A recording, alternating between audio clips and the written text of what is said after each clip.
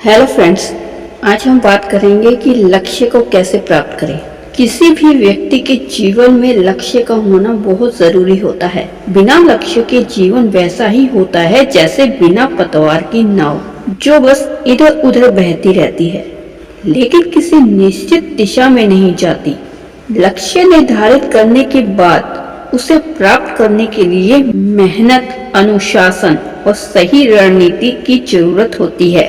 तो दोस्तों, इस कहानी के माध्यम से हम समझेंगे कि कैसे लक्ष्य निर्धारित करें और उसे प्राप्त करने के लिए किन कदमों का पालन करें।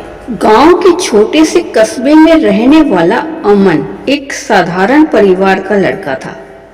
उसकी आंखों में बड़े सपने थे। वह एक आईएएस अधिकारी बनना चाहता था, लेकिन यह सफर इतना आसान नहीं था क्योंकि उसके पास संसाधनों की कमी थी और उसके परिवार की आर्थिक स्थिति भी ठीक नहीं थी।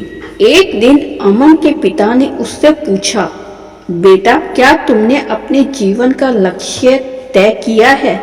अमन ने आत्मविश्वास से उत्तर दिया, हाँ पापा, मैं आईएएस अधिकारी बनना चाहता हूँ। पिता मुस्कुराते हुए बोले, बहुत अच्छा, लेकिन सिर्फ सपना देखने से कुछ नहीं होगा। क्या तुम्हें पता है कि लक्ष्य को प्राप्त करने के लिए क्या क्या करना होता है?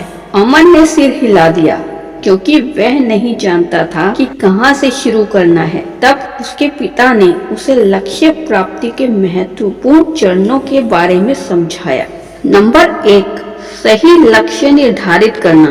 पिता ने कहा, सबसे पहले तुम्हें एक स्पष्ट और सही लक्ष्य निर्धारित करना होगा। लक्ष्य ऐसा होना चाहिए जो स्मार्ट हो, मतलब लक्ष्य स्पष्ट होना चाहिए, इसे मापा जा सके, यह संभव होना चाहिए, यह तुम्हारे जीवन से जुड़ा हो और इसे पूरा करने के लिए एक समय सीमा हो। अमन ने अपने लक्ष्य को स्पष्ट रूप से परिभाषित किया। मुझे अगले 3 वर्षों में आईएएस परीक्षा पास करनी है और इसके लिए मैं रोज 8 घंटे पढ़ाई करूंगा। नंबर 2, एक मजबूत योजना बनाना। दोस्तों, लक्ष्य निर्धारित करने के बाद अब योजना बनानी पड़ती है। अमन के पिता ने समझाया, अगर कोई भी बड़ा लक्ष्य प्राप्त करना है तो उसके लिए एक ठोस योजना बनानी होगी। अमन ने अपने लक्ष्य को छोटे छोटे भागों में बांट दिया। जैसे नंबर 1, एनसीईआरटी की किताबें पूरी करनी है 3 महीने में। नंबर 2, सभी विषयों का गहराई से अध्ययन करना है 6 महीने में। नंबर 3, करंट अफेयर्स और समाचार पढ़ने की आदत डालनी है। नंबर 4, नियमित मॉक टेस्ट देना है।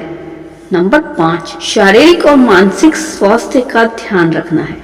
नंबर 3 है अनुशासन और मेहनत। पिता ने कहा, सपने देखना आसान है, लेकिन उन्हें पूरा करने के लिए कड़ी मेहनत और अनुशासन होना चाहिए। अमन ने अब ये बातें सुनकर एक रूटीन तैयार किया। नंबर 1, सुबह 5 बजे उठना है। नंबर 2, सुबह 6 से 8 बजे तक करंट अफेयर्स पढ़ने हैं। नंबर 3, 10 बजे से 2 बजे तक मुख्य विषयों का अध्ययन करना है और शाम को 2 घंटे प्रश्न पत्र हल करने हैं और रात को 1 घंटा किताबों का रिवीजन करना है। तो दोस्तों, कई बार अमन को इस बीच में मुश्किल आती थी। उसे लगता था कि वह थक गया है, लेकिन उसके मन में अपने लक्ष्य को पाने की इच्छा शक्ति इतनी मजबूत थी कि वह खुद को फिर से प्रेरित कर लेता था। नंबर 4, धैर्य और आत्मविश्वास। तो दोस्तों, अमन ने देखा कि उसके कई दोस्त सरकारी नौकरी के लिए प्रयास कर रहे थे, लेकिन वे असफल हो रहे थे। कई बार उसका भी मन डगमगाने लगा था, लेकिन पिता ने उसे समझाया कि धैर्य रखो। हर सफल व्यक्ति को असफलता का सामना करना पड़ता है, लेकिन वही जीतता है जो हार नहीं मानता है।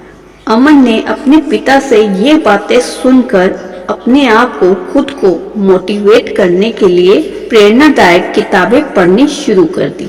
वह अपने माता पिता और गुरुओं से सलाह लेता रहा, जिससे उसका कॉन्फिडेंस बना रहे। नंबर 5, निरंतर सुधार। तो दोस्तों 1 साल की मेहनत के बाद जब अमन ने मॉक टेस्ट दिए तो उसके अंक बहुत अच्छे नहीं आए। वे निराश हो गया। तब पिता ने कहा, अगर कहीं कमी रह गई है तो उसे सुधारो और अपनी गलतियों से सीखो। यही सफलता की कुंजी है। अमन ने अपनी गलतियों का विश्लेषण किया और कमजोर विषयों पर अधिक ध्यान देना शुरू किया और फिर धीरे धीरे उसके अंक बेहतर होने लगे। नंबर 6, आत्म अनुशासन और आत्म विश्लेषण।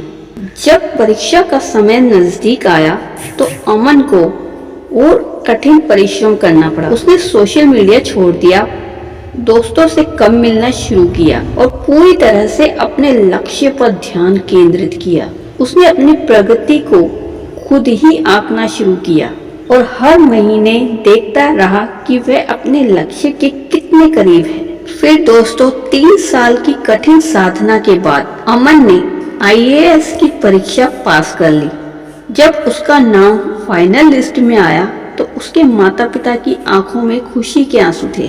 अमन ने पिता के पैर छुए और कहा, आपकी सीख और मेरे दृढ़ संकल्प ने मुझे यह सफलता दिलाई है। पिता मुस्कुराते हुए बोले, सफलता उन्हीं को मिलती है जो कभी हार नहीं मानते। तो दोस्तों अमन की कहानी हमें सिखाती है कि अगर हम सही लक्ष्य तय करें, एक सशक्त योजना बनाएं, अनुशासन और मेहनत के साथ आगे बढ़ें, धैर्य और आत्मविश्वास रखें और निरंतर सुधार करते रहें तो कोई भी लक्ष्य असंभव नहीं है। तो दोस्तों हमेशा ये याद रखो कि आज ही अपने लक्ष्य को तय करें, उसकी ओर कदम बढ़ाएं, क्योंकि सफलता उन्हीं को मिलती है जो सच्चे मन से उसकी तैयारी करते हैं।